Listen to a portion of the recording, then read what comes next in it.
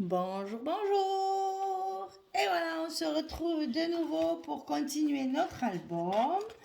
Donc, on va attaquer les pages. Je suis très concentrée parce qu'il y a beaucoup de choses. Alors, j'ai toujours peur quand je démarre que ce soit trop compliqué. Mais bon, on va y arriver. C'est le premier bloc. Alors, je vous rappelle que les blocs, ils font 50 centimètres sur 25. Et sur le côté 50 ici, on va plier à 24, à 48 et on a notre petite languette en haut pour fermer le bloc. Et on arrive à avoir une page comme ça, une page tunnel. Alors, sur ce premier bloc, on va faire la page numéro 1.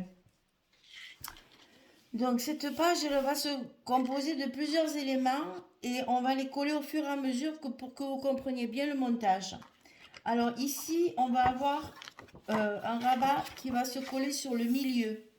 Je dis une bêtise. 11. Ici, il y a 11 centimètres. C'est pas au milieu. Hein. Il y a 11 centimètres ici. Moi, je l'ai déjà collé pour pouvoir couper tous mes papiers. Et pour être sûr que mes papiers s'enclenchent bien l'un dans l'autre, pour ne pas faire de bêtises, je l'ai déjà collé. Donc, vous allez commencer par coller ce rabat-là. Parce que c'est ce qui va déterminer tout notre montage. Donc sur la première page, on colle le premier rabat à 11 centimètres du bord gauche, ici. Donc c'est collé, la languette elle est ici collée au milieu. C'est pas au milieu. La languette est collée ici, à 11 centimètres. Il faut que j'arrête de dire au milieu, c'est pas au milieu. Je vous dis, il faut que je sois concentrée parce que c'est assez complexe. Donc à 11 centimètres, vous tracez un trait pour pouvoir coller votre... Moi, c'est ce que j'ai fait. Hein. J'ai tracé un trait au crayon tout le long à 11 centimètres et j'ai collé mon rabat comme ça dessus. Alors, ce rabat, il fait 16,5 sur 24 de haut, puisque notre page fait 24 centimètres. Donc, 16,5 sur 24. Et sur le côté 16,5, on va plier à 14 et à 14,5. On va retrouver nos petits goussets ici qu'on a l'habitude de faire pour laisser du volume pour pouvoir mettre les photos dessous. Donc sur le côté 16,5, on plie à 14 et à 14,5 et on colle ce rabat à 11 centimètres du bord gauche pour qu'il soit comme ceci. Ça, c'est fait. Ensuite, est-ce qu'on termine ça? Est-ce qu'on vient faire ça? Est-ce que non, on va terminer ça. Comme ça, ce sera plus facile. Alors, ici, on va avoir un autre rabat qui est exactement le même que celui-ci. 16,5, 24. Sur le côté 16,5, on plie à 14 et à 14,5. On a le même petit gousset, bien sûr, du côté droit. Et ça, on va le glisser dans l'enveloppe comme ceci. Ça va se fermer comme ça. Donc ici, on va coller tout de suite notre rabat. Que vous voyez bien au fur et à mesure comment ça va se coller. Donc ça, on le colle à droite de notre bloc, le long de la première pliure de notre gousset, bien sûr, pour que la porte se ferme à l'intérieur comme ceci. On va avoir un petit gousset ici et un petit gousset ici. Ça se ferme l'un dans l'autre, comme ça. Sur ces deux rabats qu'on vient de coller, on va y mettre deux pochettes. Et là, j'ai fait pareil aussi, je vous ai toujours mis les mêmes dimensions pour que ce soit plus facile. Hein. Sinon, ça ne sortait plus, il y avait trop de choses. Alors, ces petites pochettes sur les rabats de chaque côté, elles font 18 cm sur 9. Et sur le côté 18, on va plier à 2 et à 16. Et on obtient nos 14 que nous avons ici. Hein. Donc ça va se coller comme ceci en bas de chaque rabat. Ça, vous le coupez deux fois. 18 sur 19, on plie à 2, on plie à 16. On le colle de chaque côté. Allez, on va faire ça tout de suite. Donc je vous rappelle qu'en bas des pochettes, je mets toujours du scotch rouge. pour que ce soit bien collé et que les petites cartes qu'on va mettre à l'intérieur ne glissent pas. Alors là, attention, nous sommes au millimètre près, hein, parce qu'il faut que tout se mette bien l'un dans l'autre. Hein. Prenez votre temps. Il y a un bon montage à faire, donc il faut prendre son temps pour que ce soit bien collé au bon endroit. On n'a plus qu'à tirer. Hop. Et la pochette est collée sur le bas du premier rabat à gauche. Celui qui est collé sur la page directement. On va faire la même chose de l'autre côté. Donc la même pochette, exactement la même dimension. Pour que ce soit plus facile à la coupe, n'est-ce pas? Alors ça, on le colle le long de la deuxième pliure du gousset. N'oubliez pas que les petits goussets, c'est pour faire du volume, pour pouvoir y mettre les photos à l'intérieur. On a donc besoin de bien profiter de notre gousset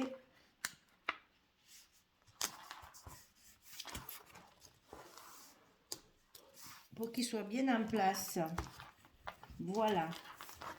Alors, une fois que c'est collé, ça se ferme comme ça. J'ai pas mis des mains, c'est pas la peine. Il y a d'autres rabats, ça tient bien fermé. C'est pas la peine de mettre des rabats. Donc ici, on a fini notre partie de droite. On va faire maintenant notre partie à gauche. Alors, c'est les mêmes morceaux aussi, hein, chaque fois. Donc 23,5 de long sur 11 de large. Et sur le côté 23,5, on va plier à 21 et à 21,5. Toujours pareil, hein, notre petit gousset d'aisance en haut. Donc 23,5, 11. Sur le côté 23,5, on plie à 21, on plie à 21,5. On le coupe deux fois. Parce qu'il y en a un qui va se mettre ici en haut et un qui va se mettre ici en bas. Comme ceci. Alors, on va tourner. On décolle nos petites protections là. Et là, c'est pareil. Si vous faites à la colle, laissez bien sécher. Pour que ça reste bien en place. Hein, parce que c'est au millimètre, hein, je vous dis. Hein. Il faut faire très attention. Ah.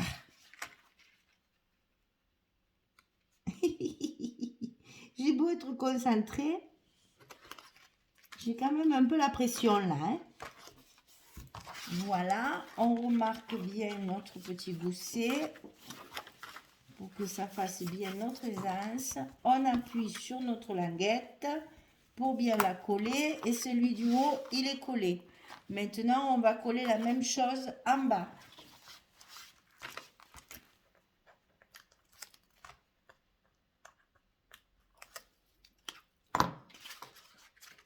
Attention que ce soit bien en face aussi, hein. Donc, alignez-vous sur le bord extérieur. Comme ça, vous êtes sûr, sûr que ça sera bien en face. Et on remarque bien notre gousset. On appuie sur notre languette et la partie de droite est collée. Donc, ça va s'ouvrir comme ceci. Alors, je ne me rappelle plus si c'est comme ça ou si c'est comme ça. On le verra avec les papiers. Je crois que c'est comme ça. Ouais. C'est celui du haut qui est par-dessus celui du bas. Là, on a fini notre intérieur de page. Maintenant, on a encore deux portes qui vont venir par-dessus fermer la page. Alors, une de chaque côté à l'intérieur de l'enveloppe. On va commencer par celle de droite parce que c'est celle qui est dessous. Donc ici, 18,4 sur 24. Et sur le côté 18,4, on va plier à 15,4 et à 16,4. On a un gousset cette fois d'1 cm pour donner l'aisance encore un peu plus. Donc sur le côté 18,4, on plie à 15,4 et à 16,4. Et ici, dans notre hauteur, on a 24. Et ça, on va le glisser à l'intérieur de notre enveloppe par-dessus celui qui est déjà. Alors attention, dans ces cas-là, que votre première pliure ici soit bien, comment dire, à l'extérieur de celle-ci. Vous laissez un micro-millimètre là, pour pas trop serrer, sinon ça fermera pas. Hein. Donc il faut bien le positionner de façon à ce que votre petit,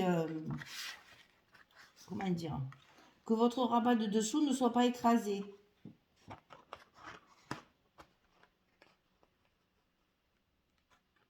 On y est. Donc là, on ouvre pour pouvoir appuyer. Et donc, on a le premier rabat qui va couvrir toute la partie de droite et même un petit peu plus. Comme ça plaque bien tout. On est tranquille, ce sera bien fermé. Ensuite, on va mettre notre partie de gauche qui va venir se rabattre sur la partie de droite. Donc ici, ça fait 18,4 sur 24. Sachant que moi, mes petites bordures, je vous le répète, hein, les petites bordures que je fais ici sont rajoutées après. Pour que je puisse justement avoir bien la bonne dimension, j'ai coupé juste les petites bandes que j'ai collées sur 1 cm tout le long de mes pages. Donc ça, je ne l'ai pas compté dans les 18,4. Pour que vous ayez bien vos 18,4, si vous voulez faire une bordure dans le même papier, comptez 2 cm de plus pour pouvoir faire votre... Enfin, ça dépend de la largeur de votre bordure, bien sûr. Mais bon, pensez que les 18,4, ils sont au bord du papier et que la bordure, elle est en plus. Voilà. Parce que si votre bordure, elle fait 5 cm, il y aura 5 cm de plus. Ça, c'est à vous de calculer en fonction de la perforatrice que vous voulez utiliser. Moi, je les ai collés après sur 1 cm. On le voit bien ici, c'est collé par-dessus. Puisqu'après, il y a le papier, ça ne se voit pas. Si vous voulez le découper directement sur votre porte, pensez à 18,4 de rajouter la largeur de votre bordure découpée. Moi, elle est toute fine, donc je savais que ça ferait juste un petit centimètre, plus le centimètre de colle ici. Voilà. Donc j'ai coupé mes petites bandes, je les ai collées après. Et mon 18,4, je l'ai comme ça jusqu'à ma bordure de perforatrice. Là. Donc c'est la même chose, hein, 18,4, 15,4, 16,4. Et ça, on va le coller sur la gauche de notre bloc. À l'intérieur de notre enveloppe. Le long, bien sûr, toujours de la première pliure de notre gousset.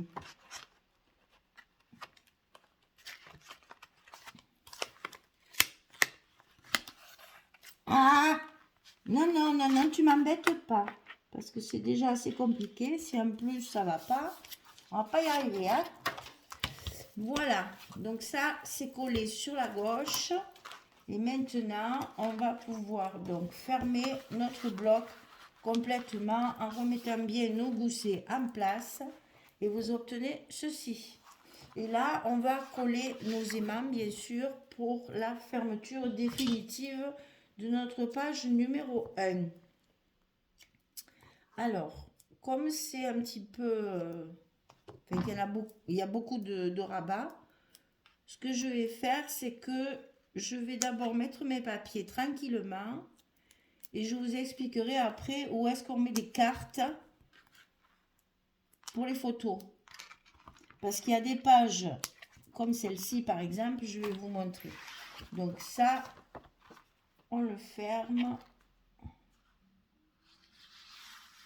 Attention de ne pas tirer sur vos goussets pour que tous vos aimants soient bien collés à la bonne place. Et ça ferme. Voilà. Donc ça va s'ouvrir comme ceci. Ça va s'ouvrir comme ça. Ça va s'ouvrir comme ceci. Et ça va s'ouvrir comme ça. Il y a de quoi faire, hein? Voilà. On arrive à faire tout ça. Donc, je voulais vous expliquer que sur ces parties-là, j'ai mis un papier complet. pour tout recouvrir. Donc, qu'est-ce que je vais faire sur ces parties-là? Je vais ajouter une carte pour mettre 2 photos. Et ici, on va faire un petit stop pour la glisser dedans. Sur toutes mes pages, vous verrez dans l'album, sur toutes les pages où il y a un grand papier comme ceci, chaque fois, je vais mettre un petit stop. Alors, par exemple, là, j'ai des petits tags comme ça, vous voyez, de la collection. Je vais le glisser comme ceci à l'intérieur. Ça, on le verra après par la suite. Pour l'instant, on a monté notre page. Je vais mettre tous mes papiers. Quand j'aurai mis tous mes papiers, je reviens vers vous pour vous dire combien il faut de cartes dans cette page numéro 1. Voilà. Allez, mesdames, je fais tout ça et je reviens. Merci beaucoup, à tout à l'heure. Voilà, j'ai terminé de coller tous mes papiers et si j'ai un conseil à vous donner, prenez votre temps parce qu'il y a énormément de morceaux, de bouts, de trucs, machin. C'est compliqué. Donc là, pour la page numéro 1, il vous faut 4 cartes. Donc moi, je me suis servi du fameux calendrier qu'il y avait dans la collection 30-30, on a un calendrier comme ça. Eh bien, je me suis dit, pour couvrir les cartes, c'est parfait. Donc, j'ai maté, bien sûr. J'ai remis sur un papier plus clair pour faire ressortir. Et ça me fait donc mes cartes de devant pour utiliser ces feuilles-là qui était un petit peu compliqué à utiliser. Alors, sur cette page numéro 1, j'ai privilégié la fenêtre. Donc ça, je découpe toujours mes images pour préparer mon travail. Et après, petit à petit, je construis le reste. Mais je sais que sur mes premières pages, je veux toujours les belles images de la collection. Et donc là, j'ai choisi la jolie fenêtre avec la faïence ici. Donc ça s'ouvre comme ceci et comme ceci. Et là, on a 2 grands espaces photos sur lesquels j'ai positionné les 2 cartes. Et comme je vous le disais tout à l'heure, ça sera soit avec les cartes. Alors ça, c'est les petites cartes qu'il y a dans la collection 2020. Je les ai toutes, puisque j'avais 2 collections 2020, je vous rappelle. J'ai utilisé les petites cartes comme ceci aussi, qui pourront éventuellement me servir de stop pour glisser mes cartes. Ça, je le ferai après. On ne va pas faire la déco en même temps. Il y a déjà bien assez de travail. Il y a tous les petits tags aussi, comme ceci, que je vais pouvoir aussi, que j'ai tout maté aussi. Et que je vais peut-être pouvoir, vous voyez, je vous montre n'importe quoi pour vous montrer un peu comment je travaille. Mais voilà, en principe, je fais un petit stop comme ceci. Pas l'habitude de ce cadrage, du coup je suis un peu embêtée. Un petit peu comme ça, vous voyez, et puis là après comme ça on a la place de glisser la carte et ça fait en même temps une petite décoration. On rajoute un petit mot et c'est parfait, ça fait la déco, l'utilité du stop et ça utilise tous nos tags et nos belles images qu'on a dans la collection. Donc ici 2 cartes. Ici, des espaces photos. Donc, un ici, un ici. Là, on a un espace photo également. Et là, une grande place également. Vous pouvez très bien y mettre une carte comme ceci. Ça tient tout seul. Et comme ça vous fait encore un espace photo supplémentaire si vous ne voulez pas coller la photo directement sur le papier. Voilà. Ensuite, ici, on va ouvrir comme ceci. Et dans les, vous voyez, là, j'ai reconstitué l'image des assiettes et j'ai récupéré de chaque côté, vous voyez, le reste de la bande pour qu'on soit quand même dans l'unité, puisque c'est un papier qui est quand même... Ah ben, bravo. C'est un papier quand même qui est assez chargé et donc il faut à tout prix prévoir de faire une unité dans vos papiers, sinon ça risque de faire, je sais pas comment vous dire, un peu désordre, voilà. Donc on essaye de faire une unité dans vos pages. Là c'est pareil, j'ai rajouté la même chose, le même papier pour compléter, vous voyez, puisque de toute façon ça, Ce sont des pochettes. Et donc, c'est pour mettre nos cartes à l'intérieur, comme ceci. Fuf. Il y a du boulot. C'est un gros album, je vous avais prévenu. Je voulais beaucoup de place. Là, c'est pareil. On peut très bien mettre une photo aussi si on veut. Je pense que même on peut en mettre une plus petite si on veut mettre, vous savez, les moitiés de photos. Là, ça fait très joli. Donc, vous voyez qu'il y a de quoi faire. Déjà, sur cette page, si je me souviens bien, parce que j'avais tout calculé, voilà, sur la page numéro 1, il y a la possibilité de mettre 12 photos déjà. Je vous le rappelle, je travaille avec mon colis d'été des kits de Corinne, puisqu'ici, je n'ai pas ma petite pancarte, là, pour l'instant. Peut-être que le temps que je finisse mon montage, je serai retournée à ma maison et donc vous verrez la petite pancarte. Donc, c'est mon colis d'été du mois d'avril. C'est la collection Casa Granada de Stamperia. Dans mon colis, j'avais une collection 30-30, une collection 20-20 et les die cuts qui vont avec. J'ai été super gâtée. Et donc, moi, j'ai rajouté, puisqu'on était à version scrap, et j'en ai profité pour racheter d'autres collections. J'ai donc racheté 2 collections 30-30 supplémentaires et la collection complémentaire où il y a les fonds. Comme ça, par exemple. Ça vient de la collection complémentaire. Voilà, donc je voulais faire cette collection, m'a tapé dans l'œil, j'adore. Et donc je voulais faire un gros album, il y avait longtemps que je n'en avais pas fait. Donc cette fois, celui-là, 151 photos.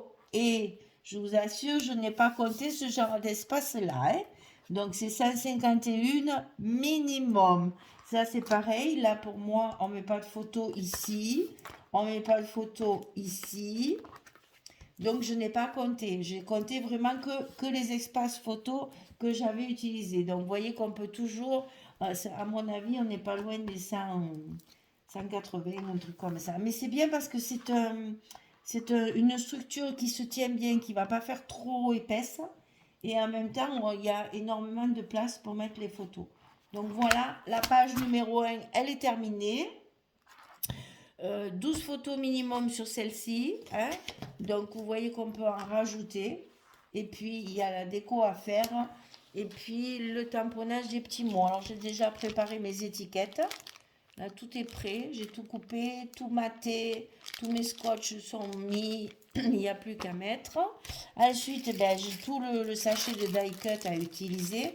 Et Dieu sait s'ils sont très, très jolis. Vraiment, je vous les recommande parce qu'ils sont magnifiques. C'est vraiment très très joli. Et puis bon, j'ai découpé les étiquettes donc comme ceci de mes collections 2020 et puis tous les tags qu'il y a dans la collection. Comme j'en avais pas mal, je crois que j'en ai maté 2 collections. L'autre après je me suis servi du verso pour faire autre chose. Alors j'ai oublié de vous parler de l'encre, donc j'ai utilisé la Vintage Photo Distress Oxide. C'est avec ça que j'ai ancré mes papiers. Ça y va très bien. Et donc voilà, la page numéro 1 est terminée. On va donc pouvoir attaquer la déco, les petits mots, le tamponnage, etc. etc. On a déjà une première page qui est bien fournie. Et puis elle me plaît bien parce que j'aime bien le côté un peu déstructuré aussi, tout en étant quand même assez... une fois fermé, ça fait quand même un joli ensemble. Donc voilà, on a notre première page de terminée sur le premier bloc. Et bien, on se retrouve pour faire le verso, c'est-à-dire la page numéro 2, dans une autre vidéo. J'espère que ça vous plaît, j'espère que ça va vous inspirer, parce que moi, c'est un papier qui m'a vraiment tapé dans l'œil. J'ai adoré ce papier. Je me suis régalée à monter tout l'album et j'ai hâte de le voir relié et décoré pour voir ce que ça va donner comme finition. J'ai l'envie de faire ma finition en fait. Voilà, bien je vous dis à très très bientôt pour la suite de cet album Casa Granada dans le cadre de ma DT des kits de Corinne. On se donne rendez-vous pour la page numéro 2. Merci beaucoup. Des gros bisous à toutes. À bientôt. Au revoir.